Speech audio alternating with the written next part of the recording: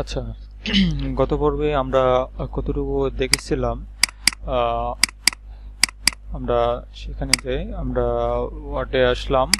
আমরা গত পর্বে দেখেছিলাম এই পার্টটুকু এবং এই পার্টটুকু, যেগুলো আমাদের দরকার। তো আমরা পরবর্তী স্টেপগুলো এখন একে একে দেখব। আমরা কিছু টেক্সট নিতে পারি, টেক্সট না নিলে আমরা আমাদের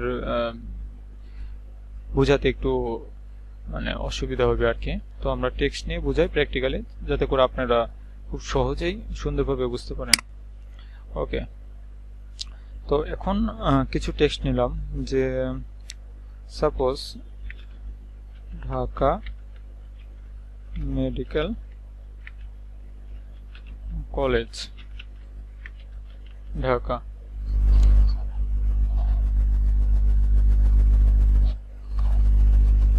ওকে, Dhaka medical college, Dhaka.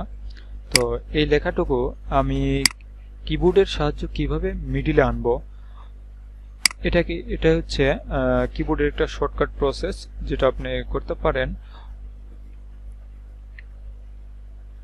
Control ই দ্বারা। কন্ট্রোল ই প্রেস করলে এটা আপনার মিডিলে চলে আসবে, অটোমেটিক অ্যালাইনমেন্ট মিডিলে আসবে। কন্ট্রোল ই প্রেস করলে আপনার লেখাগুলো মিডিলে চলে আসবে। তো তো এই লেখাটুকু আমরা কত পূর্বে দেখেছিলাম, বোল্ড করা, ইটালিক করা। লেখাটুকু একটু আমরা ফন্ট সাইজটা চেঞ্জ করে অন্য ফন্ট একটা দিয়ে নেই। তো সেই ফন্টটা দিলাম এবং ফন্টটা একটু বড় করে নেই, একটু বড় করে নিলাম। আচ্ছা, এই ফন্টটা করে নিলাম। এখন এই ফন্টটা আমি আবার কপি করি। কিভাবে কপি করবো আপনারা জানেন, কন্ট্রোল সি দিয়ে কপি করে কন্ট্রোল ভি দিয়ে পেস্ট করলাম। ওকে, এখন এই লেখাটুকু আমরা এখান থেকে আমরা চেঞ্জ করতে পারি। দেখেন, এটা হচ্ছে নিউমারিক নাম্বারিং লাইব্রেরি আর কি। এখান থেকে আপনি এইভাবে ইয়ে করতে পারেন। এখন এটা আপনি কন্ট্রোল সি দেন, এটা আপনি যত দূর যাবেন তত দূর আপনার, সরি, কন্ট্রোল ভি, তারপর কন্ট্রোল ভি, মানে নিচে যত যাবেন তত আপনি এটা অটোমেটিক আসতে থাকবে। তো এখন এই লেখাটুকু সিলেক্ট করে আপনি যদি এইভাবে দিতে চান, এই স্টাইল, এটা দিতে পারেন। এইভাবে দিতে চাইলে রোমান অক্ষর আসবে, তারপরে এই সিস্টেমে দিলে এইভাবে আসবে, এই সিস্টেমে দিলে এইভাবে আসবে, মানে আপনি আপনার ইচ্ছা। তো এখন আপনি এটা দেখলেন এবং এর পরবর্তীতে আপনি কোনটা ইয়ে করবেন, আপনি এখানে আসবেন। এখানে আসার পর দেখেন এই সিস্টেমটা আপনার হয়তো ভালো লাগতে পারে, আপনি এটা চয়েস করলেন। দেখেন এখানে জুম করে করে দেখাচ্ছে যে আপনি কোনটা নেবেন, জুম করে করে দেখাবে। পরবর্তীতে মানে সাবলাইন যদি থাকে, সাপোজ আপনার এটার যদি কোনো সাবলাইন থাকতো তাহলে এটাকে সে ধরতো। সাপোজ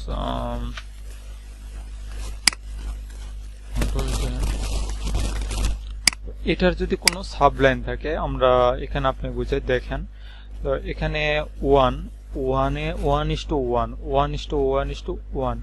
মানে এটার সাবলাইন মানে পরপর মানে সাবলাইন আকারে আসবে। তো এটা হচ্ছে সাবলাইনের একটা সিস্টেম। তো এখন আমরা যদি এটা তো দেখলাম, এখন আমরা একটা অন্য পজিশনে যাব।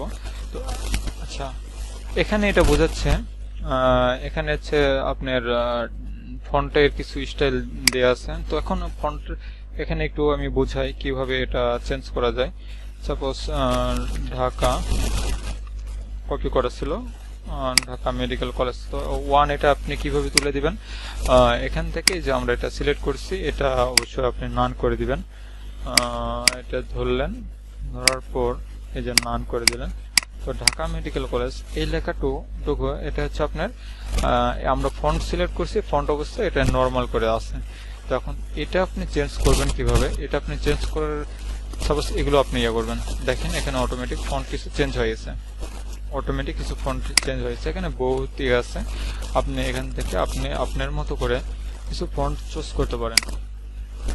দেখুন অটোমেটিক কিছু ফন্টের লিস্ট এখানে দেওয়া আছে, আপনি এখান থেকে এ করতে পারেন। আবার এখানে চেঞ্জ স্টাইল আছে, এখান থেকে আপনি আরো বাটনে ক্লিক করে এই যে দেখেন এখানে চেঞ্জ সেট আছে, কালার আছে, কালার আপনি কোনটা দিবেন, সাপোজ এটা দিলেন, আগে সিলেক্ট করতে হবে, সিলেক্ট করার পর কালার দেখেন কালার অটোমেটিক চেঞ্জ হয়ে যাবে।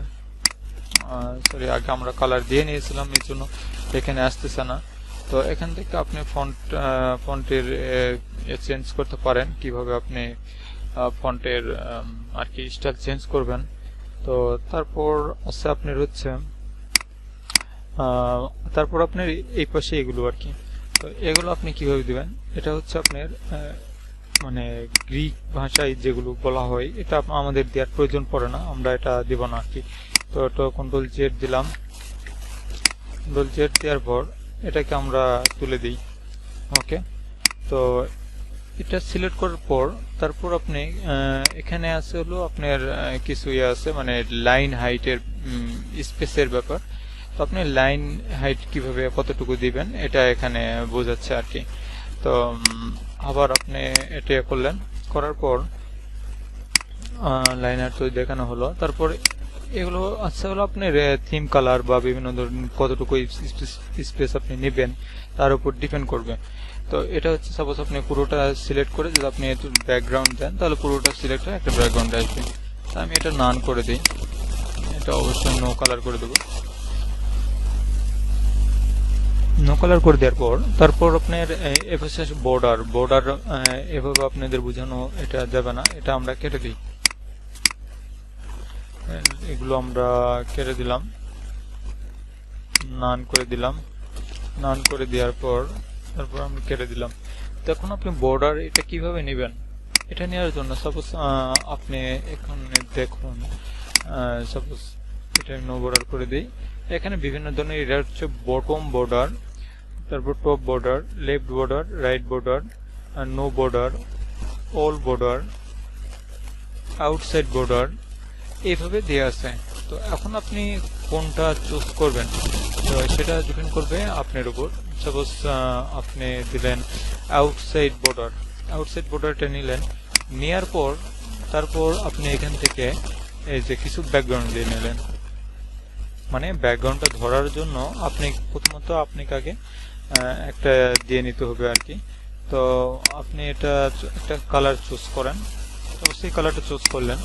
এই কালারটা চুজ করার পর আপনি এটাকে যদি নো বর্ডার করে দেন, নো বর্ডার দেখুন খুব সুন্দর একটা শেপ আসছে, যেখানে আপনি পাশে কোনো বর্ডার নেই, কিছু নেই, অটোমেটিক একটা শেপ চলে আসছে। আপনি এখানে লিখতে পারেন বিভিন্ন টাইপের কিছু টেক্সট লিখতে পারেন, যেমন নওগাঁও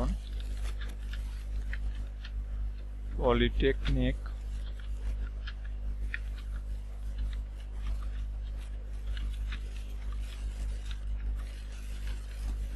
ইনস্টিটিউট নওগাঁও।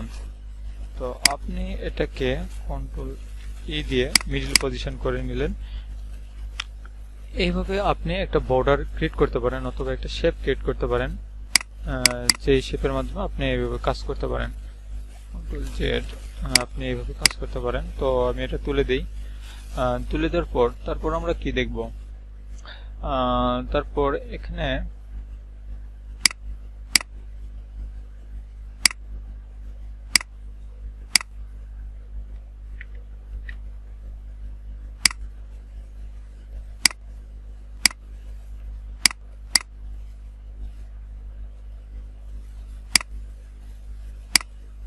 এখানে বন্ধুরা দেখেন আমি লেখাটুকু প্রথমে আমার অন্যরকম ছিল, কন্ট্রোল জেড দেখুন লেখার স্টাইলটা পুরোটাই ভিন্ন ছিল, কারণ প্রত্যেকটা ওয়ার্ডের প্রত্যেকটা সেন্টেন্সের আমার প্রথমত ক্যাপিটাল লেটার ছিল আর কি।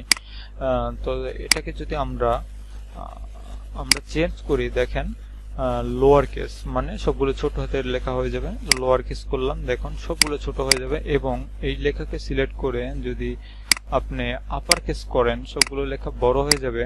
এবং এখান থেকে আপনি আরো কিছু চেঞ্জ করতে পারেন, সাপোজ আপনি ধরেন যে ক্যাপিটাল এস ওয়ার্ড, মানে প্রত্যেকটা লেখার শুরুতে আপনার ক্যাপিটাল লেটার উঠবে, এবং তার পরবর্তীতে আপনার টগল কেস, আপনার কিছু লেখা ছোট ছোট বড় মানে এইভাবে টগল কেস আকারে আসবে।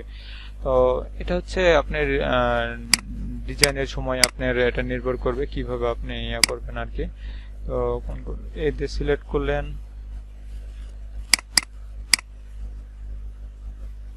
সিলেক্ট করার পর তারপর আপনি এটাকে সেন্টেন্স কেস মানে যেমন অবস্থায় ছিল তেমন অবস্থায় রাখলেন।